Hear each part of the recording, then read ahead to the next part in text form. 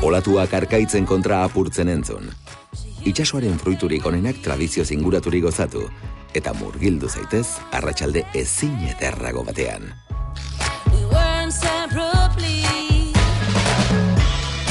Euskal kostaldeak 250 kilometro ditu.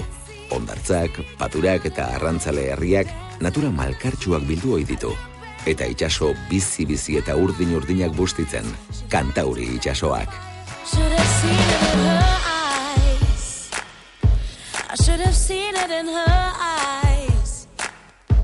Kantauri itsaso honek Euskal kostaldea 11 moduan zizelkatu du. Itxura aldakor eta modu orotarikoa sortuz.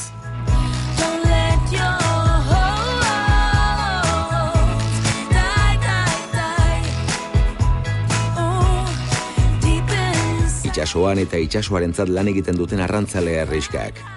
Herri hauetako ekonomia itsasoaren inguruan errotzen da. Getaria eta Bermeoko arrantzontzia handiak, Ondarruko konserba industria, Zarautz eta Donostiaren hortasun turistikoa, edota Orio eta Getxon sortu berriak diren kirolportuak, itsasoari lotuta bizi den herriaren erakusgarri baino ez dira. Euskal kostaldeak eskaintza turistiko ugaria du. Modernitatea, abentura eta tradizioa ezin hobeto uztartuz. Bidetzur batek orain mende askotik zeharkatzen du kostalde hau. Donillakue bidea da. Hemendik ibiliz, txango ederra egin ahal izango duzu Euskadiko berde eta urdinarekin gozatuz. Bestalde, ibilbide printzipaletatik aparte, Euskadin makina bat bidetzur topatu ahal izango dituzu. Batzu malkartsuak eta beste batzu egiten errazagoak. Euskal kostaldearen ekosistema anitzak hurbiletik ezagutzeko parada eskainiko dizutenak. Euskal kostaldearen kontraste hauek ezagutzeko, ibilbidea Bilboko Areatzatik hastea onena. Barrualdeko portu izan zen honetatik, ibaiaren ibilbideari jarraituko diogu. Orain otzandu diren paraje industrial latzetan zehar. Eta Bizkaia zubia topatuko dugu. UNESCOk gizateriaren ondare izendatutakoa. Hemendik Getxora iritsiko gara. Itsaslabar bikainak dituen bitxi ederra. Aurrera goazela, kostaldeak irudi ludikoagoa hartuko du. Turismorako tradizio handiko herriak topatuko ditugu. Plentzia, Gorliz eta Bakio esaterako. Ekialdera kilometro batzu eginezkero, Gaztelu Gatxe ikusiko dugu. 200 gora mailatik lurrarekin elkartzen duten irlatxoa. Edonor hunkitzeko ahalmena duen ametsetako parajea da. Eta aste egun batean etorri ezkero, akaso bakarrik zuretzat izango duzu inguru guztia gainera. Mundaka eta surfa eskutidoaz. Bertako ezkerraldeko olatuak mundu mailako sona eman dio herriska honi. Urdaibaiko estuariora heldu gara. Hauxe da Euskal Herriko altxor naturalik ikusgarri eta garrantzitsuenetako bat.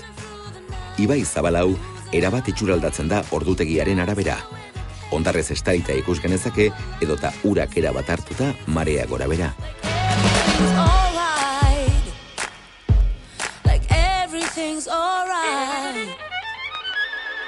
Ibaia honetan daude gainera Urdaibaiko marisma sonatuak, hegazti migratzaileen pausaleku ezinbestekoa.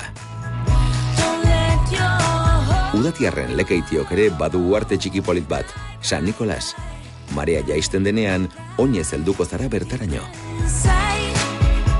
Eta behin Gipuzkoan sartuta, Mutriku, Deba eta Zumaia artean aurkituko dugu Kantauriko kostaldeak eskaintzen duen altxorrik preziatuenetako bat, Flixa. Txoko ikusgarri honetan, antzinako itsaslabarrauetan bidaia ahaztezina egiteko aukera izango duzu. Bide batez, marineren tradizioa bizi-bizi mantentzen duten hiru herri dotore hauek bisitatuz. Getariko arratoi deitu oizaion San Anton mendiska ikusi orduko, jakizu itsasoaren fruituak txakoliz bustita dastatzeko lekurik aproposenean zaudela. Eta ondoko Zarautzen berriz, bertako hondartza bikainak, Kantauri itsasoaren ezaugarri ludikoak azaleratuko ditu. Donostiako Kontxako badian gaude. Naturak denboraren joanean gustu handiz sortu duen artelan dotorean. 3 hondartza, 2 mendi eta uharteak Euskadiko paisaiarik ikusgarrienetakoa osatzen dute, hiriburu aldagarri honetan. nazioarteko jaialdiek, hiriburuaren edertasunak, eta bertako arteak famatzen duten Donostia, itsasoari so agertzen zaigu. Tradizioa, divertimendua eta sukaldaritza ipar dituela. Iparraldeko kostaldearen atarian, Hondarribiak erakutsiko digu kostalde guztiko marina lauzorik eder eta jatorrenetako bat. Irudi polit eta harrigarri honekin amaituko dugu Euskal Kostaldean zehar eginiko ibilaldi hau.